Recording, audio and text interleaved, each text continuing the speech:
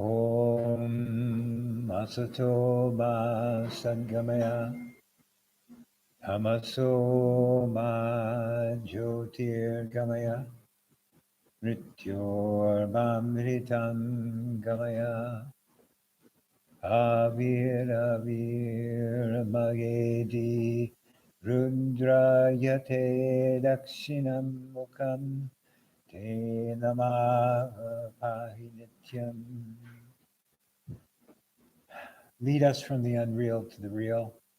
Lead us from darkness to light. And lead us from death to immortality. Reach us through and through ourselves and deliver us from ignorance evermore by thy sweet and compassionate face. Well, today was to be our opening day after a long period with COVID. And now it's also turned into a memorial service for Mataji Gauribrata. She passed away on June 12th at 3:30 in the morning. And it was actually 3:30 in the morning. And that was the time she always used to come to the shrine, came up to the monastery, and then here at Mother's Trust as well. For years and years, she kept the same routine where she would get up at 3:30, go to the shrine, stay there till probably noon, and then if there was a program going on, then she'd go into the kitchen and do the cooking. And that went on for years. And it's interesting that she died at the same time she would go to the shrine. It's like she went back to the shrine. That's how it feels. We're going to hear from a bunch of different people today. Any of you who'd like to say something, we want to give you an opportunity to do so. I'm just going to start with something about my relationship with her. It was all these years. We found out years after the fact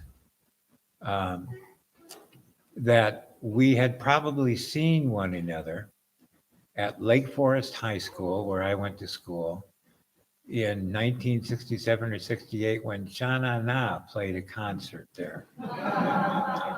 And I was there, and she had come with friends from elsewhere to attend the concert. So we probably saw one another, but I didn't know her at the time or anything. But we figured out that was probably the first time we saw one another. We came within about 2 weeks or 1 week of one another in May or June of 1973. And that's, she stayed in Chicago. She was there I didn't know her very well. I would come in to do talks in Chicago, and I would meet her there and see her. Then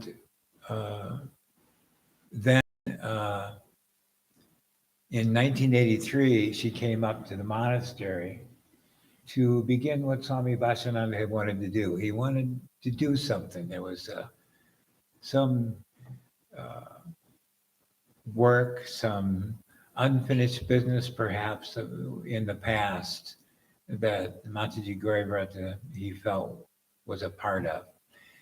And he kind of trained her up in Chicago and then sent her up to Ganges.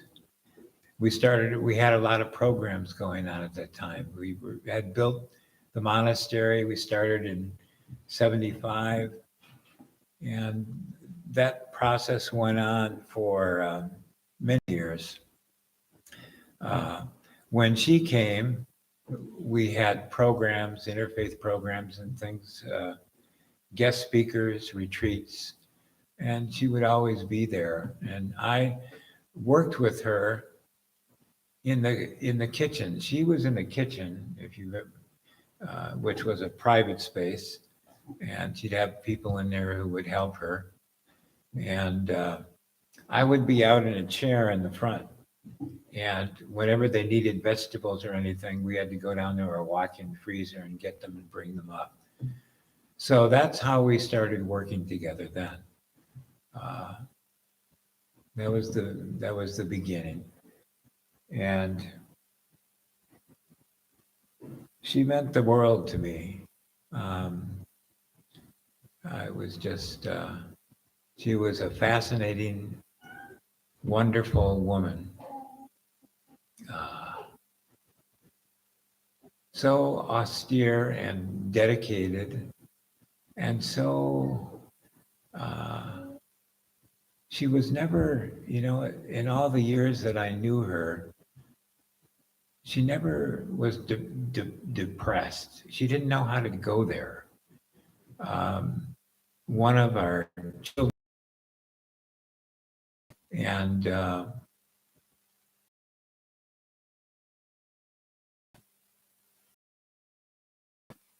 one of the kids, we recently to us about Mataji, and he said he remembered her as being, what's the word that he used?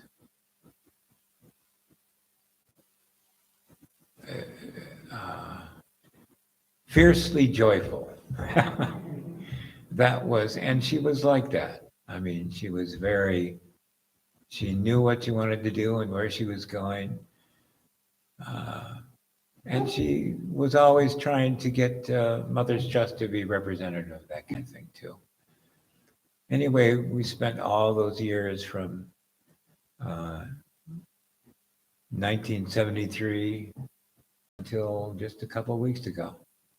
We spent all that time together working on Mother's Trust and everything. And no, it's hard to describe how much that. Anyway, we're all going to miss her, and but she was ready to go also.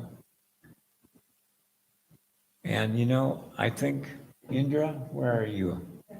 Yeah, I think I'm just going to turn it over. What's that? No, no, I don't think so. I think it's enough. Let's hear from others.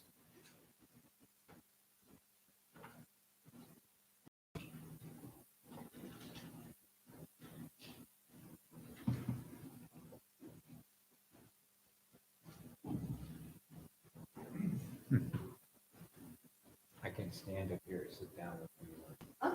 I can stand up here, sit down. Okay.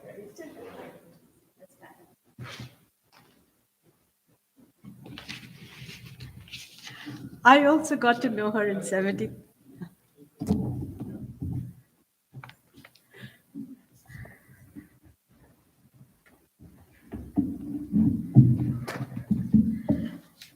I also got to know her in 73 when she came. And some months later, I noticed a real sparkle in her eye, but she would avoid people, but her eyes were shining like you wouldn't believe.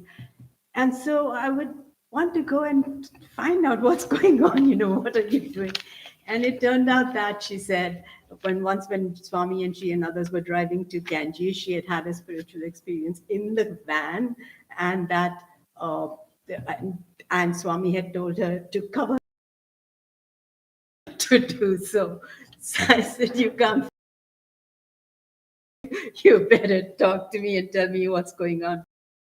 And what I remember most about her was that she was full of love. Whether she talked to you, whether she passed by, stood by you, you could feel the love radiating in every direction. And she would scold you too. And when she scolded you for things that you didn't do right, her one punishment was she would stop talking to you, so you would feel really bad, and then you would say, "Okay, okay," And she would do that. And we did a lot of work together when she worked in the kitchen in Chicago. And I remember driving up every other weekend to the monastery to sew curtains, and somebody had given a huge amount of cloth, and we had to lay it down on the floor so we could cut it to some size to all the windows in the monastery of curtains that we had made together. And um, And we did a lot of work. We painted walls and ceilings together and whatnot. It was just nice knowing that one of the functions that we had, we were cooking and there was water on the ground and there were electrical cords going through the water, and we were just surprised we didn't get electrocuted, but we didn't. And there we were. And then I also remember that Swami had always asked her when over at the monastery kitchen to stay in the kitchen and not to come out. And if people talk to you, you talk over the counter and so on. But one time when she was out of the kitchen, everybody was making a beeline for her. She had such a power of attraction, such spirituality radiating from her, that people were just drawn and they would go up to her and they would start telling her their life stories and whatnot. And she would listen patiently, somehow say just the right thing. Even when she was in the kitchen and not allowed to come out, people would come up to the counter and they would talk to her and so on. And I remember um, I remember when Swami scolded Geeta and she came out crying. Gauri went up to her to pacify and find out what happened. 10 minutes later, Pavan had been scolded and he came out crying, and she went up to pacify him, saying, "What happened?" And, so she was always like that. And then uh, what I remember most is that um, when my brother died, we were here over doing a little havan at Durga Mata Bhavan when the news came. And so Bhashananda was over in the monastery, and a message came for me to go there. And she knew what the message was, but she took me there. And then she told me that, your brother has just been died in a car accident. And I was really devastated. So then I said to her, we have to call my parents in India, and that I don't have their phone number here. So she said, "I'll drive you." We drove all the way to Chicago. We made the phone call. I couldn't call my parents directly. I called an uncle and said, "You go over and you tell them." And we drove all the way back. And, it was just her presence was comforting. Whatever she did was, just full of affection and love. And then he was in Buffalo, New York, so we went there for the cremation, and she told us to sit through the whole cremation and read some Kathopanishad and this and that. And so we did that. And then all of a sudden, I began to feel her presence there. And so I looked back and I thought I saw a glimpse of oak. she was, she was there with us all and whatnot. And she was always there in a crisis and good times and every other time that you think of. And uh, I mean, I don't know, she just radiated affection. And one time when I was coming up to the monastery, I was, Geeta was little at that time, and our car broke down on the way, something about a distributor cab. And we were stranded for 2.5 hours, and then somebody actually stopped and said, "What is the matter?" And so we said, "We don't know." So he said, "There is a garage right up there. I'll have someone come and see it." And so it was fixed. In those days, we didn't have a cell phone. So we stopped and we called her and said, "This is what has happened. So we're going to, but we're leaving from here now." And then as we started driving, all of a sudden, we said, "Let's have something to eat. Otherwise, we won't be able to drive." So we stopped to eat and we got delayed. And she was expecting me at a certain time. And when we came up here and turned on 122nd Avenue, there she is walking down the street. So I said, "Where are you going? Where are you going?" She said, "I was coming to look for you." So in every step, in every manner, in every way, she radiated love, even when she was angry. And her eyes used to shine all the time. And that's all I can will really remember of her all my life, because she was so special that way. And now the next person can go and speak.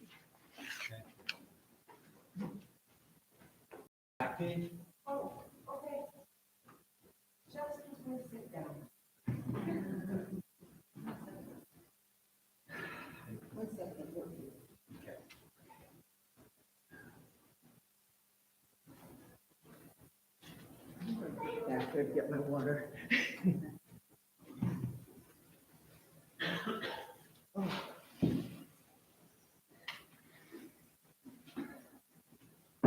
going to be like our Tapasananda was in the old days, where he sort of fumbled and floated through many an idea until he found what he was going to talk. And that's where I'm at right now. If you remember him from, some of you will remember him from the 80s at least. Where was I going to start? Heidi, I can't remember. I was just doing something in the back. Okay. This is more like Vardhananda, because Swami Vardhananda would, when we would sit with Swami Vardhananda, he would say, let me see. Okay. Nothing's come to me yet. And so that's where I'm coming. Mataji's been someone I've known for 40 years. And so I've been practicing Vedanta longer than that. I started in a different yoga and then came to Vedanta 40 years ago. And I met her in Chicago. So when I first came to Chicago, Bashananda, I came up to Ganges to visit within 3 days. I went to the temple, and 3 days later, he had come up to Ganges on a Wednesday, and he had me tour with her. And I met a lot of people that day, but her tour was, here, come in the ladies' bathroom. It's got teak in it. You got to look at it because he's going to ask you if I showed you. Here, look at in Vimala. This is Indu and Vimala. They're making the boxes for the museum. He's going to ask you. So you look at them. That's who they are. He's going to ask you. So, and so there we went through the whole temple over there, the monastery, showing me who he was going to ask me about when I got back to his presence, and he was sitting on the front lawn swinging. And so that's how we met. And then we became friends right away. And we were best friends, I'd say, for all 40 years. Some years we didn't talk to each other. Some years we talked every day. And some years we were working hard side by side. And some years we were working hard, distances apart. But we still remained best friends through that whole time. When I first met her, I was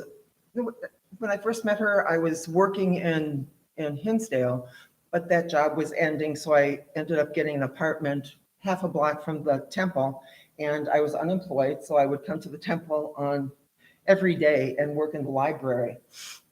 And so when I would take a break, I would walk over to, like, the way that the temple was set up was 2 buildings in Chicago and 2 houses, and then they had gotten from what I understood, they got 2 or 3 huge teak trees had been sent to the Vedanta Society, and they used that lumber to create a beautiful porch connecting those two houses, and the porch spanned across the front of the upstairs.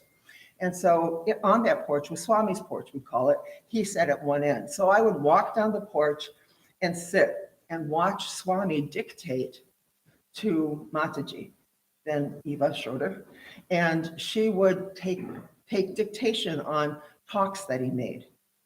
And I'm just wanting to read something. It's a quickie I want to give you. It's on death, and this is possibly a talk. This is a book of Bashananda's called The Unreal to the Unreal, The Unreal to the Real, and this talk may have been one he dictated to Gauri back in the day. So, for the first time. Anyway, so I would sit and listen to him dictate these stories and tales, and she would write them down, and then in the morning, and then in the afternoon, when it got more busy, she would be in the back in the library. They had a little room where typewriters were, and she'd be typing away. I don't know if it was a computer or a typewriter, I can't remember, but she'd be doing. It was a computer, but they weren't like that was the 80s, so they weren't like what we have now. Anyway, the thing that I knew about, I'm going to read a little bit out of here, but the thing that was interesting about Bashananda, and it's interesting about Vedanta, is that the Vedanta perspective on death is sort of dry. And so when Bashananda, when people people passed away, and it was usually not the Vedantist that was the one that would soothe the hearts of the mourners. It would be like usually there'd be two faiths present at a memorial, and it was the other faith that was there for the soul and the heart of the mourning, because we're here now and we're thinking of what we've lost and the person we've loved and all the different ways they enriched us and how they, I mean, the stories of who they were in our lives and how we're going to miss them and all that stuff. And Vedanta focuses on the soul and its transmigration onto the next horizon. So when Bhashananda got up to speak about death in a talk, when someone died, it'd always be about that soul's transition. So it often did not settle, like if they were not Vedantists in the audience, it sort of didn't settle their hearts. And so it was always lucky that there was either a priest or someone else there that would help them along with their mourning. So I'm going to this perspective. I'm not sure that you're in that place anymore. Like at the beginning when Mataji passed. Now I'm going to do the swap thing. I know where I was going to start, but I didn't do. I was very, very fortunate when my mom passed that Mataji helped me through my mom's passing. And it was about the transmigration of the soul that I left out. And she helped me with Ma's passing because she told me how to create an atmosphere so it was the best way for her to transition, so that it would be clear of things that was too familiar for her to grab onto and want to stay in that environment and hold on. Like I was really her biggest lover in the room right then, and she loved my nephew and she loved her family. And my first thing was to call everybody and get everybody there. And while they were all visiting, she was having a lot of trouble, and she was present and struggling to stay in her body and struggling to be present. But then after they all left, it was the weekend, and then came the Monday, she started to relax again, and her sister was there, and her sister went to the hotel with my niece and nephew. And then that's when she started to relax. And Gauri was on her way there to be with Ma, but then she stopped at a gas station on the corner over here. And she said, no, I decided you can do it yourself.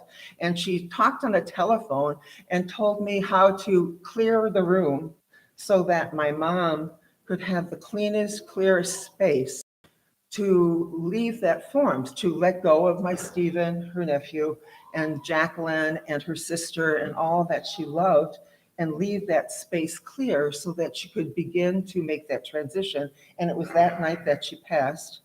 And she was really amazing in helping me on letting my mom's soul go. And Baba and Nanda then came when my mom passed, and they were the ones that did the chanting of the second verse of the Gita, which is on that transmigration of the soul.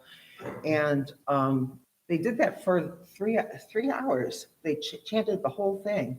So while they waited so I didn't want my mom to go down into the morgue. So they waited till the funeral parlor came to take her back to where they could set her up for what was coming. So it was Mataji she'd worked with Bandanama and Bhashananda on how to help our bodies move forward. So that's what I was going to start with, but I forgot. Anyway, so you got it now. Anyway, back to Bhashananda. So when Ma left, she left with, we all were not there. She left with Gita Bhushan, who is like her spiritual daughter. Our Jessie's her biological daughter and her heart and soul. And then Gita Bhushan, who lives in Washington State, was her spiritual daughter. And Gita knew how to keep the space. And, if Jess and Baba were there, I think that she would have. As spiritual as Mataji was, she might have had a little bit of a string attachment there that would have made it hard to leave that little form. So Gita did her, she chanted and did prayers with her. And before Baba and Jess left, and before I left, we all did let her know that we were ready, that she could leave that little form at any time, that it was all right for us to stand strong and do the work and move forward. So what Bhajanand had to say is in this book that he might have been dictated by our Gauri, the soul remains unaltered through childhood, boyhood, youth, and old age, and also death. Death is just another change. After Sri Ramakrishna left the body, he appeared to the Holy Mother, Sri Sharda Devi, and showed her he had only gone from one room to another. The eternal soul is clothed with three bodies, the causal, the karana sharira, the subtle, the sukshuma sharira, and the gross, the sathula sharira. It is the assertion of Vedantic thinkers based on experience that the mind does not die with the disintegration of the physical body, but the soul departs intact with two inner bodies, the subtle and the causal. The impressions made upon the mind during several lives remain with the soul, and only the physical body is left behind. The soul takes bodily form again and again until it realizes its pristine glory through higher and higher experiences. It finally learns that it is unconditioned, unconnected with the body, and that objective and subjective appearances are mere phantasms of the individualized soul. Death, which is connected only with bodily existence, has two phases. It appears in different ways to the living and to the dying person. A living person forms an external picture of death. A living person forms an external picture of death. We think of it in its objective phase. The dying man loses consciousness of the world. He neither sees nor speaks. He may breathe laboriously. Where am I? He neither sees nor speaks. Maybe he appears to be suffering. He may appear to be suffering. And finally, cessation of breath is called death. As regard to the subjective phase of death, as an experienced, as regard to the subjective phase of death, as experienced, I lost my place. Final cessation of breath is experienced by a dying person. There's a whole bunch of stuff about how a soul who is a transmigrating, who is in, who does not have a spiritual perspective, may have suffering involved, and I sort of want to skip that stuff because it's not where Gauri was from. And on the other hand, when a spiritually developed soul departs, it passes in an easy and smooth with serenity. There is a complete absence of agony and fear. Even though the dying person appears unconscious outwardly, he is fully conscious inwardly and experiences the transition from the present life to the next life.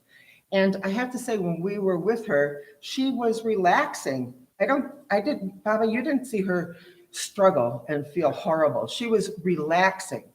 She was rolling with the punches, so to say. I mean, she was letting herself, she didn't have to have a lot of painkillers. She didn't have to have a lot of anti-anxiety meds. And when you're in hospice, you get all that kind of stuff as a choice. She was relaxing with the transition. At the dying moment, the soul enters life. In essence, passes before. At the dying moment, the soul's entire life, in essence, passes before it as a quickly moving pictorial phenomena. Certain tendencies and characteristics begin to assume preponderancy. Coloring the influences by them, the soul departs, and the nature of its departure is determined by this predominant tendencies and characteristics. One may say that the Vedantic teaching is strange and that we are told to prepare ourselves for death while we are living.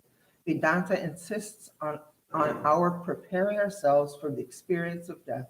It teaches that we should do this by developing the proper condition of mind.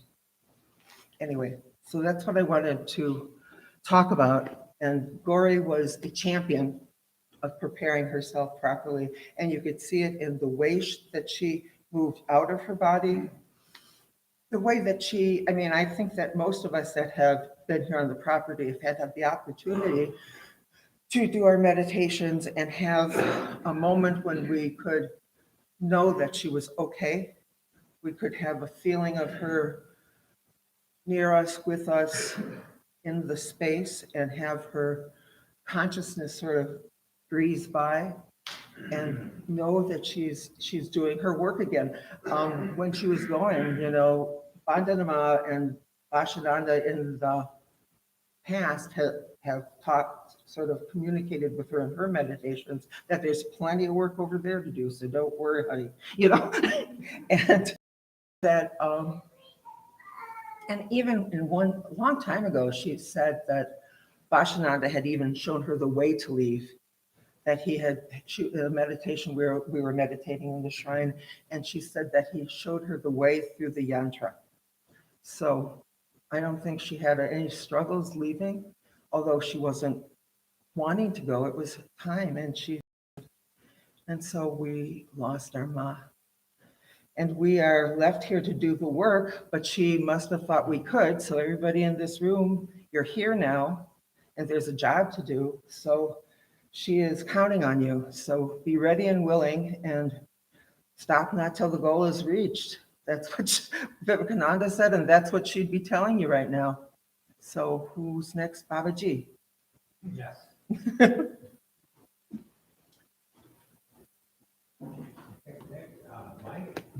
Where's Mike? Right there. Mike Burnett. Great. Mike, when he was open it up, I think, is we sitting here? Ah, there you are. Sorry. We should run top. Maybe if anyone else wants to say something, you're welcome.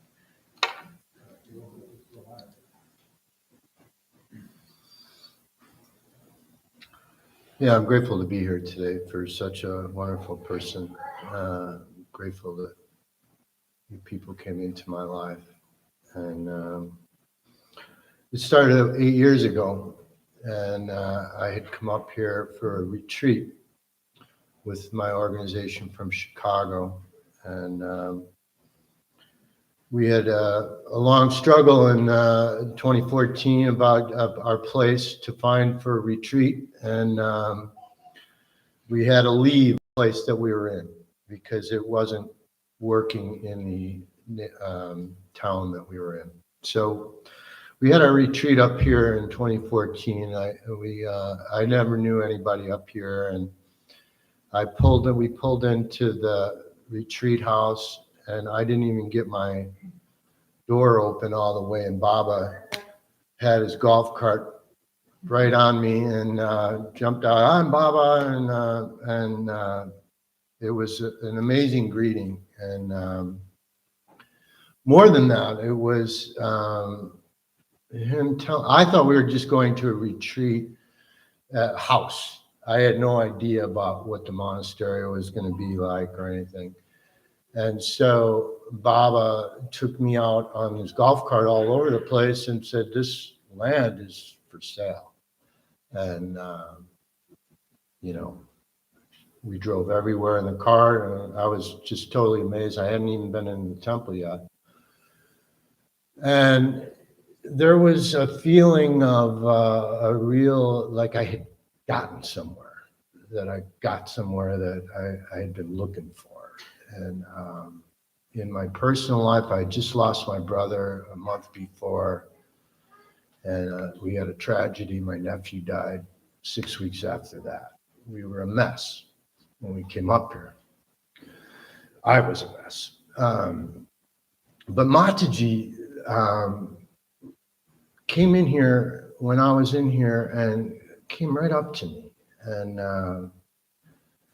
kind of just started in on me, if that means anything. But she just chose me for some reason to be what it felt like as their younger brother. I have 5 sisters that have crazy energy, and this woman had more energy than all 5 of them. But she had something that I needed right then, and I was under her spell, and I loved it. I had no real. I was a Catholic growing up, so I had no concept of Vedanta or things like that, So this was all new to me at that point. And I didn't know what I was doing. I had just left my career in Chicago, and I was wanting to just build a center. And I didn't know what that meant, but she made me know what that meant. And she took me under her wing in a way that, I thought was some sort of divine intervention. She acted like my sister. I mean, she believed in me. This woman really pumped me up. She said, "You're going to be the head of the center. I'm going to talk to you like you're the head of the center." I'm like, I don't even know what a center is or a head of the center should do. So I can't really figure that out yet. But she just put faith into me. She believed in me. And at that point, she took it upon herself to really be my, we'll call it a guru, but let's just call it just a loving force in my life. That no one had ever done anything like that for me, It's just not part of the everyday scenario. But I had to surrender to her and drop all my previous, how am I going to do things? And she called me every morning. I was on the phone. My wife was like, "Your phone is stuck into your ear every time," But I was hypnotized by her intensity. She had the love for children that was like something you just don't see, and only having, she had her own child, Jessie, of course, but just the way that she portrayed her love for children to me was just amazing. And she told me every story that she could. She always talked of her father. I loved her father. I never knew him. And she said, "You remind me of my father. My father had Rata." I was like, "What's Rata?" And so we talked a lot about Rata. It was this way of acting on faith, because she knew I didn't know what I was doing, and that in order to get through this, you got to have faith, and you got to believe in yourself. And that was the one quality of her father that she professed the most, is that he was a great man who did a lot of things for people, and during the Holocaust and that. And it was clearly on faith, and that meant a lot to me, that she could see into somebody and instill this concept, particularly when I needed it bad. I mean, I wasn't, able to carry on these things by myself. I needed a lot of help. So the things about her that I really praise the most are, she was a woman, okay, that lived in this world where, women don't get their chances like, very often like this. And it's only this caliber of woman that could have pulled it off, and it was her decisiveness, her powerful love that brought her, to the places that she went. And she, to me, she always was a respite for me. When my nephew died, she had only known me a month, and she asked me to bring my sister up here, her mother, my nephew, and we came in, and my sister was wiped out, you know. But she sat with Mataji for that whole day, just sat here. I don't even know how much they talked, but they just sat together. And Mataji gave Nancy, my sister, a stone, a healing stone, healing heart stone. And it was such a profound act of love when we needed it the most, and then she was the only person that could have pulled it off. And no one ever forgot that in our family, and I never forgot it. And it just, again, it reiterated, this person didn't even know me, and all of a sudden she's giving me this kind of love. Like, what, you know, what's going on, you know? And so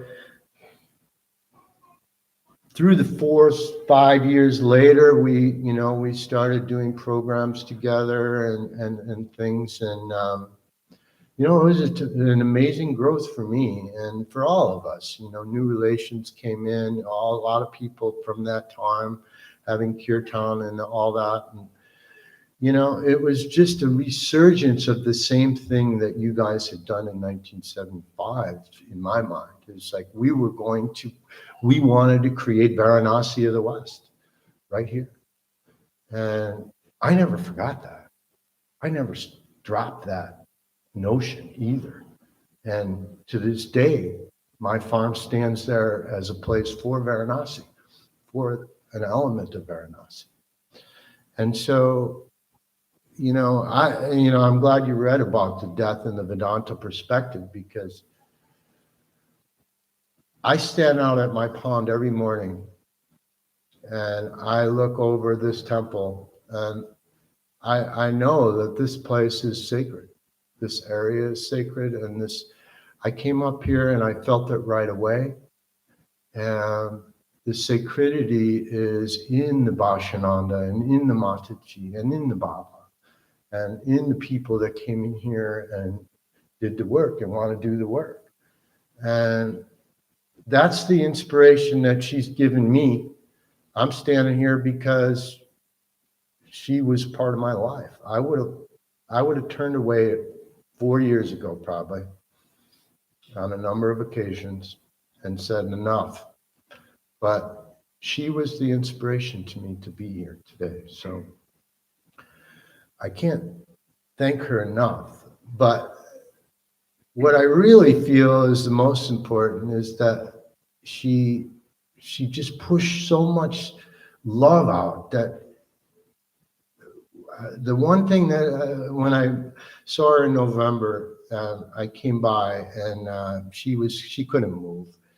And so I pulled her, not pulled her, but I set her on a chair and we played music and we danced. And she couldn't dance really, and then I brought my dogs in. I had 2 big dogs, like polar bears. Yeah. And a golden retriever, smaller. And she squealed, this squeal. Oh! And that was the Mataji squeal that I really will never forget, is that when there's kids and dogs, she squealed. And it was pure love, and it wasn't phony. It was right on the money, man. And so these are the things I'm taking away. This woman was a real power person and a real hero in my life.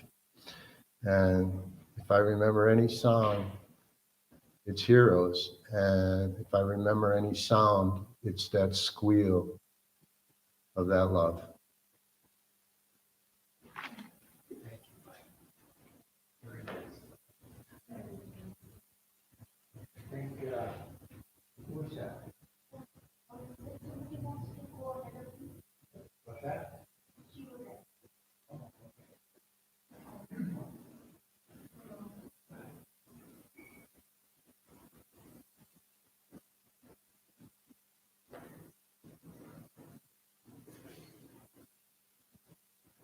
I'm not part of your community.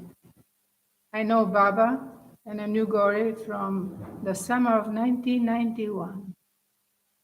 My name is Emma and my spiritual name is Mudita, or Mudita Nanda. My guru is Swami Satyananda Saraswati, disciple of Swami Shivananda of Rishikesh.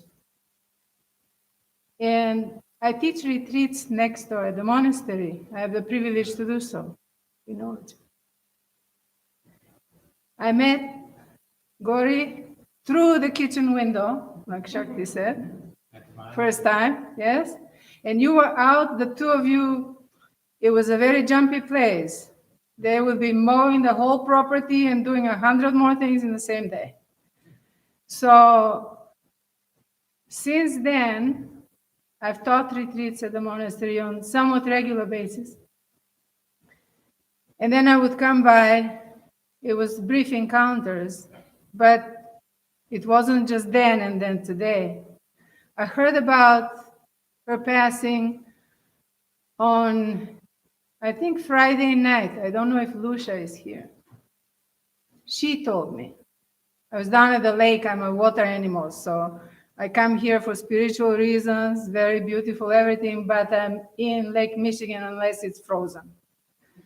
So I come out, Lucia is there, of course. We talk to each other. She tells me she invites me to come here today. That's how I came. So thank you for listening even a little bit. I have carried this torch of yoga light in a very special way. So all these things we read about in the books, all the things that are desirable to humans, I am very grateful I've experienced that, to say in the humblest possible way, but just to also say it is possible, it's not fiction. So I understand what somebody else said about the light and the glitter in her eye. That first encounter through the kitchen was very brief and it was to the point. It was something practical. I've stopped by coming from somewhere else on Lake Michigan just to see the area. I liked it. And I probably asked something menial, but there was the Gauri, right? The connecting. Gauri is the color that looks like orange, colored in special radioactive dirt. So that's very healing to the body and soul and everything. So I'm just happy, as my name is, to be always in a good spiritual company, to add my voice in this beautiful house that Gauri built, I want to say, with the help, of course, of Baba and everybody else. So enjoy the rest of your lease of life. I say that at other friends' memorials because we know it's all change of clothes, as the Dalai Lama says, so it's not a big deal. Thank you. Thank you.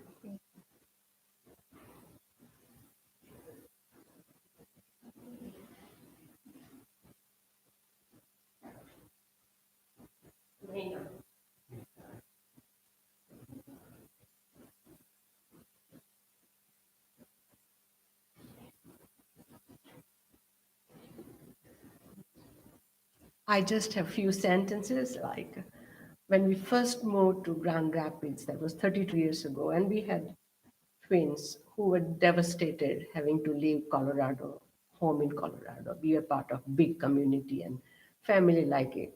So when we first came here, Rambai and Usha brought us here. And ever since then, from that day onwards, will come here every Sunday. Over there first, bring along our twins, and then when we moved here, we came. Not as often as we would have liked, but when our twins, now they are grown, have their family of their own and in their own world, but when we heard this news, it was beyond devastation for them. They said this is the only real family they felt when we moved to Grand Rapids. Baba, the Pasyanand, and Gauri Ma.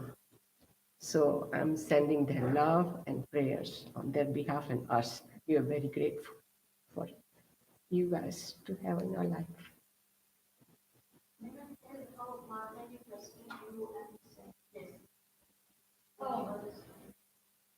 I will,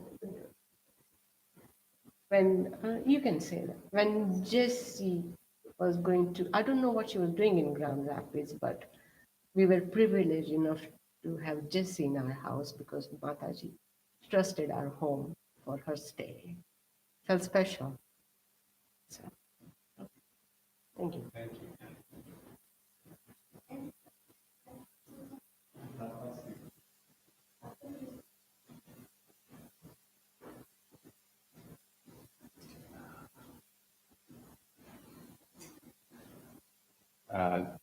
I'm Indra's son, Pavan. I've known Gauri as long as I've known to breathe. So that's how long it's been. I think about her and I think about humans in general. They're very complicated, right? They have multiple sides, multiple angles. There's no one space. So for me, I think about Gauri in three spaces: Eva, Mataji, and Shiro. Okay, those are the three spaces that I think of.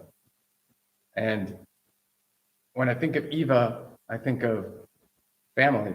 You know, my family came here. We didn't have any family in Chicago. Our temple became our family, and Eva became my aunt. She was always there for us. Whenever we needed, pain, happy, sad, she was like an aunt.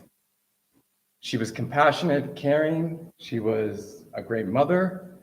She was a great friend to many people as Eva. She was a soldier, a fighter. She carried a large spirit with her.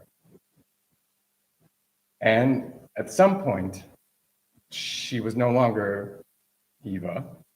She was Mataji. And I don't know what that point is. I kept asking my mom in the car up right here, what was that point? When was the change? It kind of was always. You know, they talk about in the kitchen, people would come to her for guidance. They would ask her questions.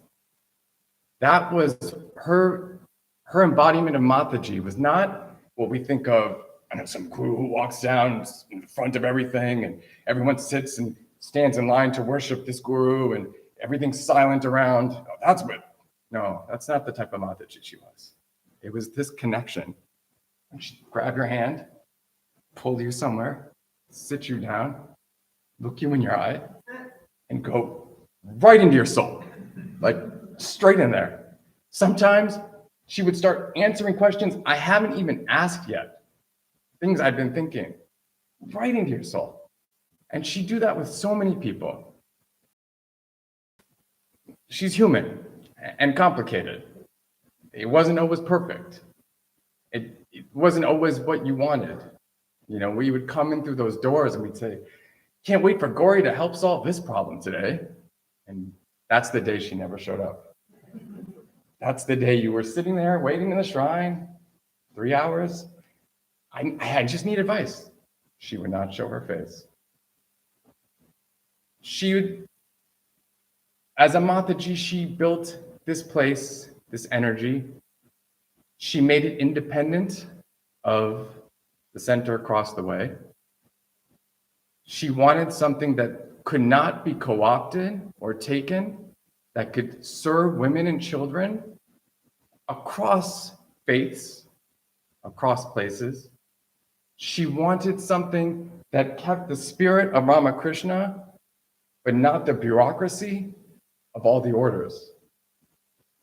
She was amazing at pulling you in and also amazing at pushing you out. And she would say, sure, this person. And one day I was sitting with her and she was telling me about all the places that she rejected taking over this place. And I said to her, Mataji, why did you stop them from, having more ownership here? And she looked at me and she wagged her finger just like she wagged her finger. And she said, it's not theirs. It's not theirs. And I said, wait, well, whose is it? So I don't know, the next generations. I don't know who that is, what that meant, but she was firm that it's not theirs. And she was firm that when people would come here and in pain or need or searching or for guidance, you came and you got all the light. You can't stay. You got to shine that light out. You got to take your dip in the Ganges, but at some point you got to get out of the Ganges. Dry yourself off and go out into the world. She was a different type of Mataji. She wasn't like what you see. She wasn't like those documentaries they make about gurus. She wasn't like those leaders that you places. She was different. You were here to heal and to see help, but never to stay. The third one is a Shiro. When I was a freshman in college, I took a women's religion class. And they were like, write a paper on some famous woman from religion. And I was like, I'm writing it on Mataji. So I sent her, I called her, this is like a little before emails. And I said, look, you know, I want to write a paper on you. And she was like, no, hang up. All right, let's try this again. Called her again. I said, look, I'm really like, you know, I got to write this paper tonight, obviously, because I didn't start it on time and I really could just use some help here. Can I just interview you? And she said, let me think about it. The next morning in my email was 6 pages that she wrote. And I mean, I read those 6 pages. I probably cried for like 10 days straight. Her life, her past, her trauma, all laid out. Her fight. Her fight. That's why this temple's here. That's why all of this is here. Did she stumble? Did I agree with every decision? No. She stumbled. I didn't agree with every decision.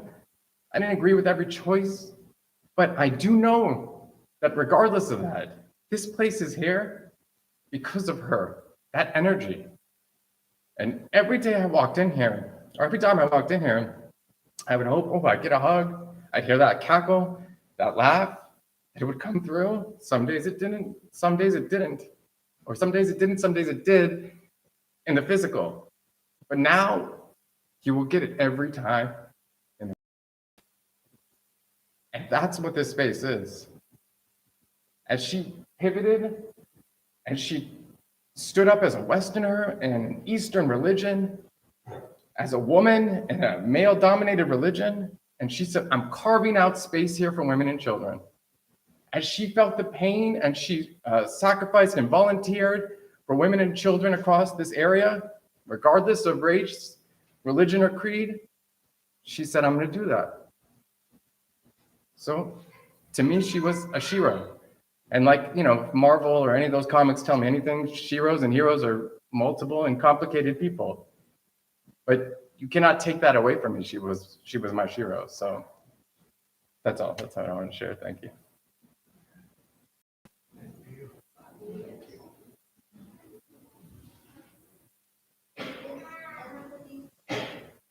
Who else? Did anybody else feel like they want to say something? Just a very short gratitude to Mataji and you, this place. Good to see you. Yes. I just want to say my gratitude for this place, this monastery, and the one across the street. They've both been very important in my life, and this place became so important to a path of interfaith that a group of women and I experienced here for over 20 years. It's from the Sufi order of Hazrat Inayat Khan, who also comes from India. And here we practiced the Sufi path of the dances of universal peace, which is completely interfaith. So we were totally aligned with them, and so grateful here to have this opportunity every month to come here for hours and hours and have a retreat together every month. And it it enriched our lives, and people came from all over the place to experience it. And people came from Europe. We did retreats, all because of the support that we received from Mataji and the people here at Mother's Trust. So I just want to give my gratitude to her and to all these beautiful souls who have made this happen in this area of the world. And it was a divine intervention for this area. And there was spiritual signs that were here why this place was made. And I want to remember Tapasananda for all he's done, as well as Babaji, Baba, and Shakti, and Shiva, and all the other yoga. There was many others that I can't remember. I didn't know them as well, that had already been here when I came. I'm grateful for this, for what we had here, and I'm praying that more of that will be going on. And may Mataji be soaring high in the celestial planes, and I know she is. We're so grateful for you. So thank you.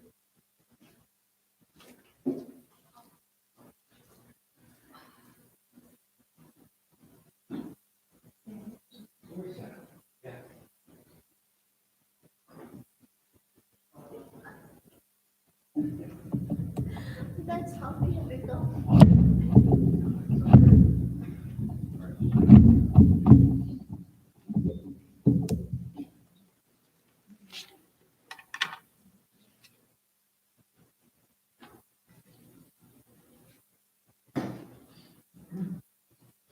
You know,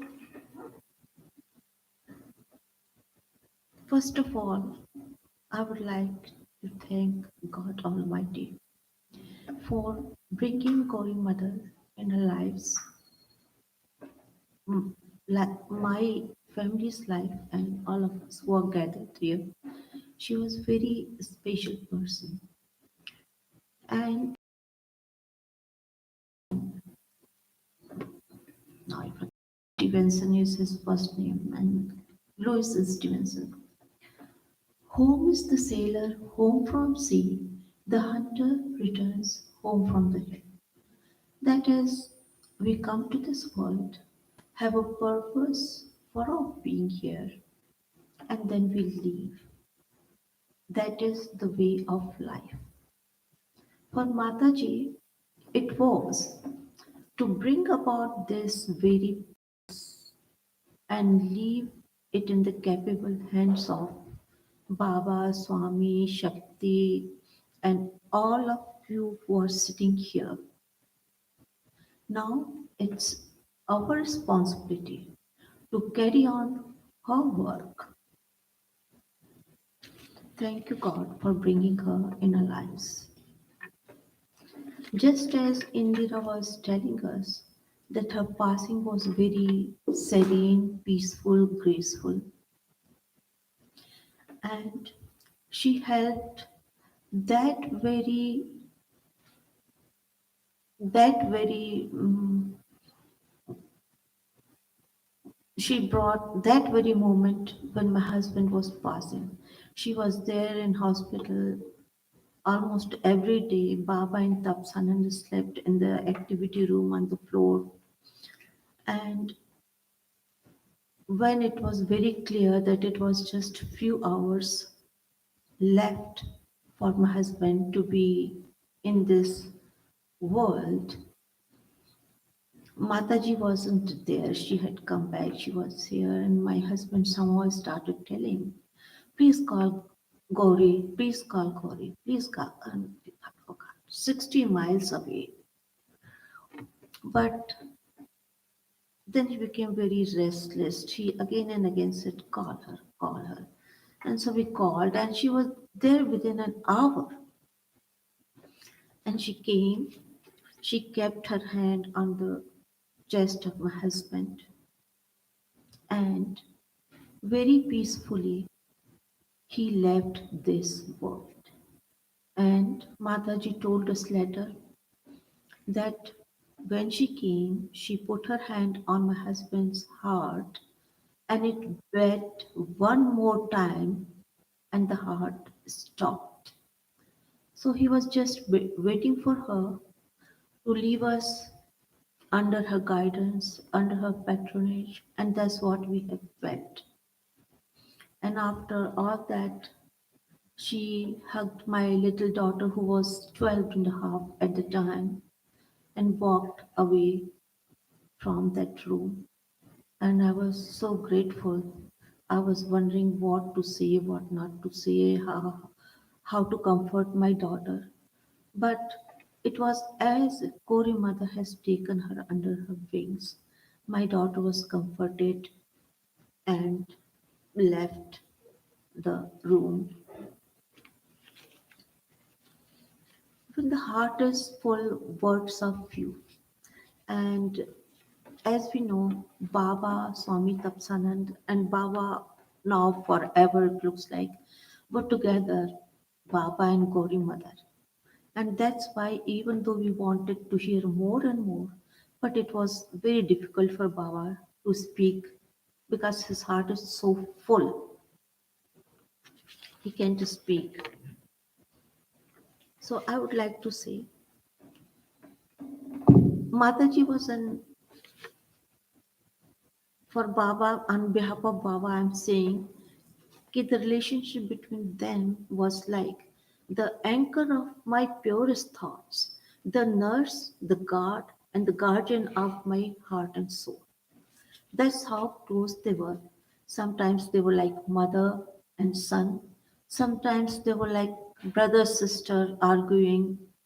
Sometimes it was a teacher and disciple listening to what she is saying and acting upon her bidding.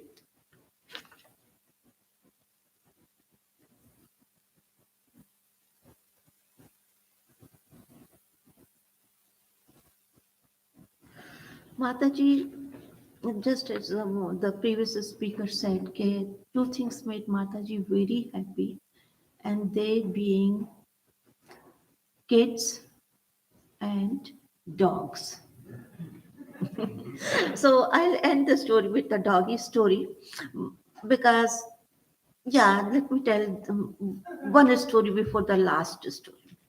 So she insisted that we have a dog for our daughter and that she would take care of the dog when we were gone to India. So, well, my daughter had a dog and she kept her word when we traveled to India. Our dog came here and she was so well fed that she became like a hard dog when she came back home. Because not only she was well fed, very well loved, but she also get to steal Baba's mummy's cat's food.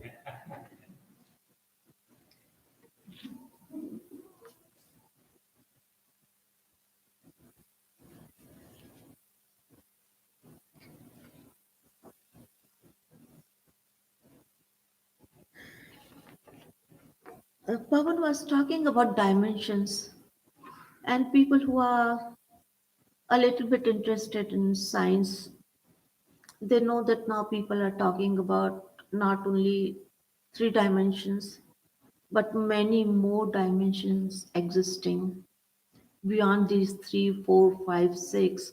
Not only six, they have gone to 21 now.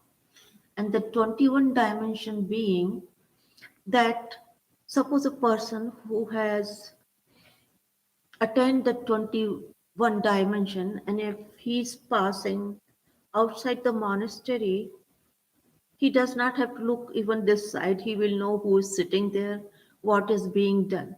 So that was the dimension of Mataji. She knew what was going on in her heart. She knew what should be done so that it helps the coming era or the time. There's so many things to say.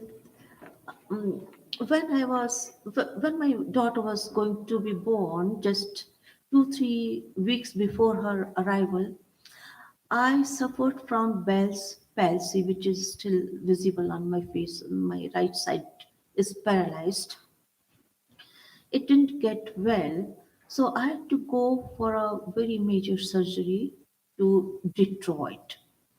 And Gauri Mataji very graciously herself offered that when you go there, I will take care of your daughter who was at the time only a few months old, 3 or maybe 4. And she kept her word. And after leaving my daughter, I didn't feel bad. I thought she was in the best hands. And a lot of weight when I was driving to Detroit was lifted off my heart. Every day she would call and tell me about my daughter. And one day, and then later on, so when Shivani was 1 year, 2 years, she would take care of her.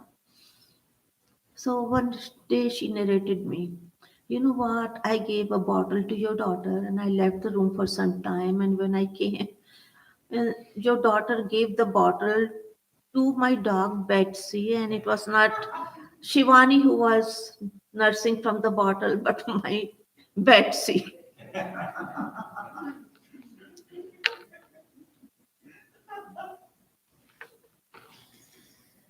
So I'm sure we'll be meeting very often, but before that, I would like to say that let us comfort our heart. She's not gone.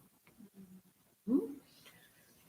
People we love, they may leave the worldly appearance in this world and go to some other dimension with the purest thing that is the soul.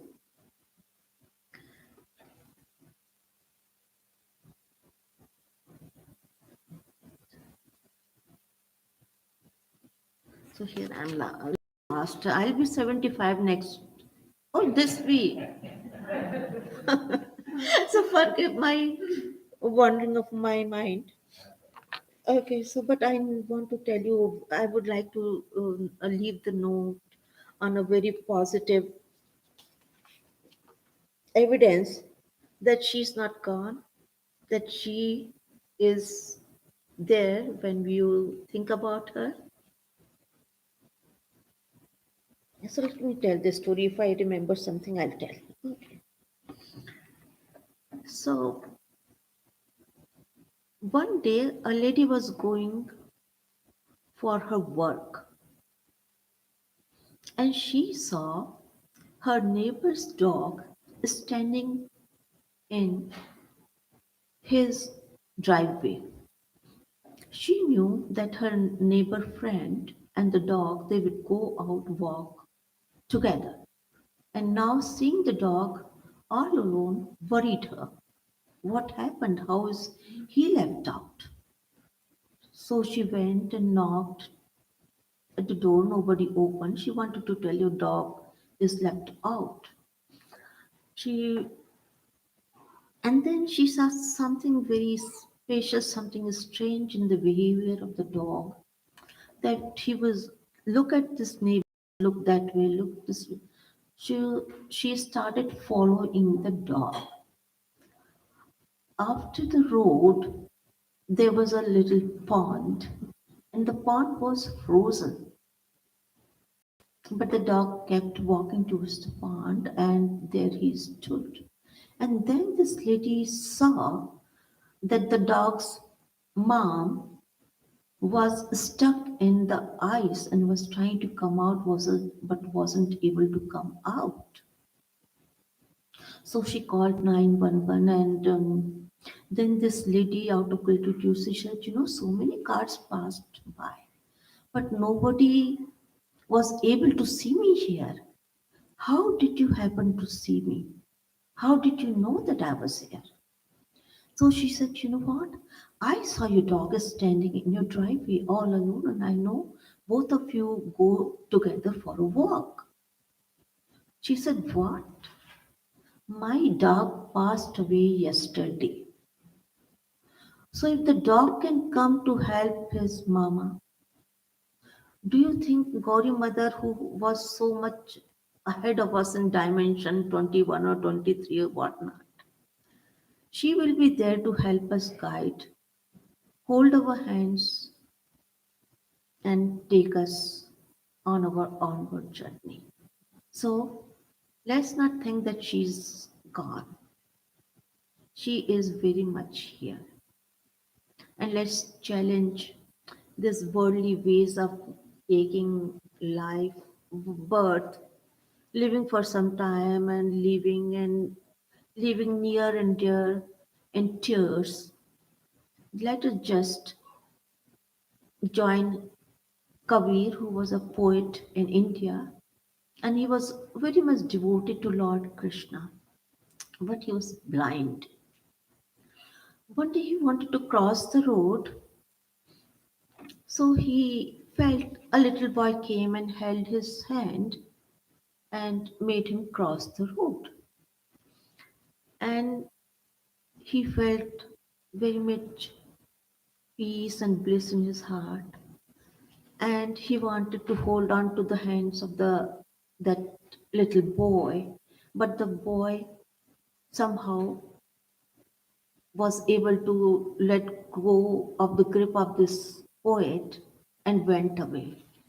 And then this poet realized it was no other than Lord Krishna who appeared as a baby and helped him pass the road. And he said, knowing me of feeble body, you were able to let go of my hand. My grip could not hold on to you.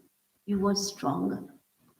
But do you think you're strong enough to leave my heart?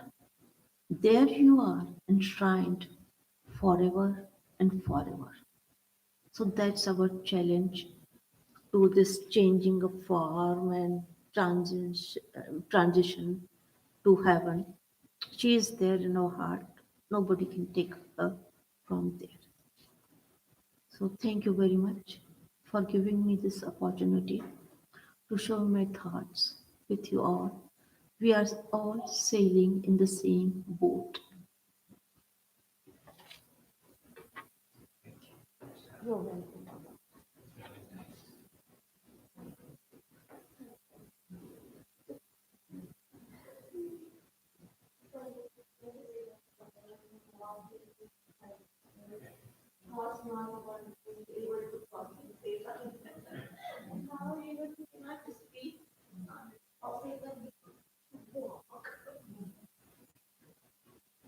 Would anyone else like to say something, please?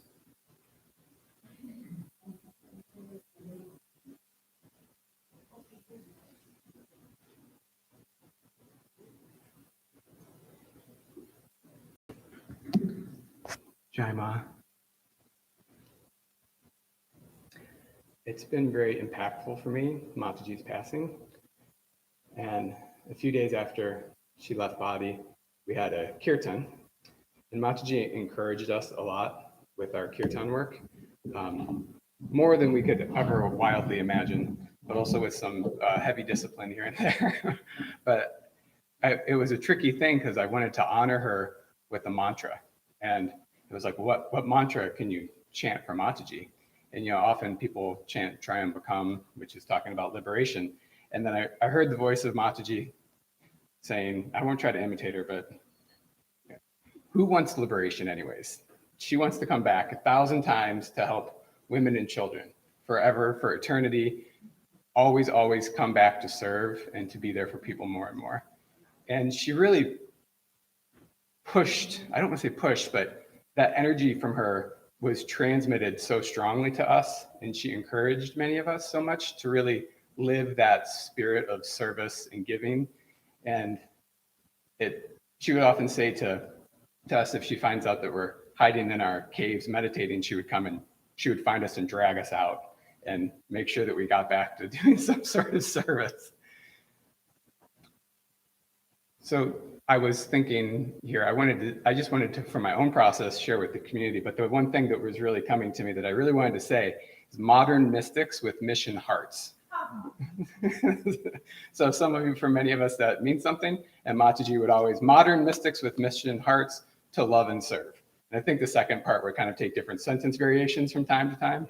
And it was that thing where we didn't need to be anything. We didn't need to, take on any external appearance or act like we were anything. It was really about the quality of the love and the service. And like so many people shared about the piercing quality of Mataji's eyes, it was really stirring my heart. And hearing Mike during that time period when we were all showing up and we were having beautiful community and doing the kirtan. And me and all of our community that's here and that is not here, Mataji left a huge impact on all of us. And I just wanted to share that with all of you. Namaste.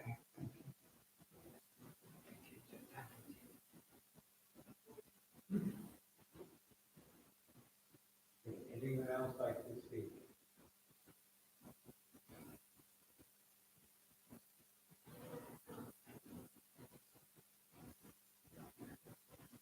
Hi, everybody.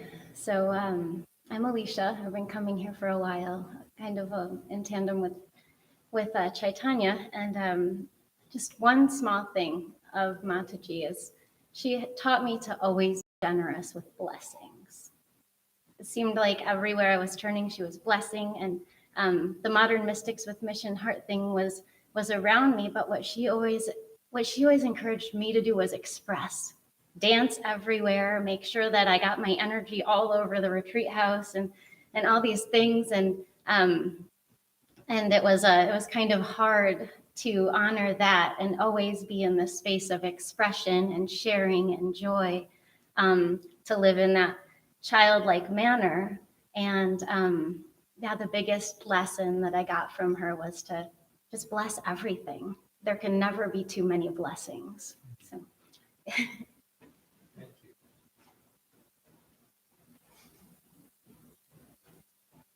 Who's next?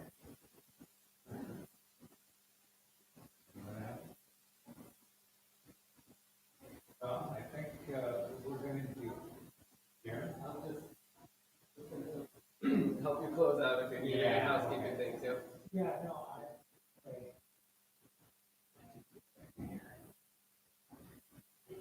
as far as I'm concerned, this has been a wonderful program. You all said stuff that, I've known all this stuff, but I don't know it because you're living day to day with somebody for 50 years, 40 years. I don't know. But hearing those stories come from you was really special because it reminds you of something other than just yourself. I mean, how she affected so many people. So anyway, thank you for coming. We're gonna have prasad food in the back, and you're all certainly you should come. And we'll be here for the day, and you can stay as long as you like, and we can talk and do other things. There may be some music that we'll do later, and perhaps some videos and things too. I'm not sure, but anyway, please thank you again for coming.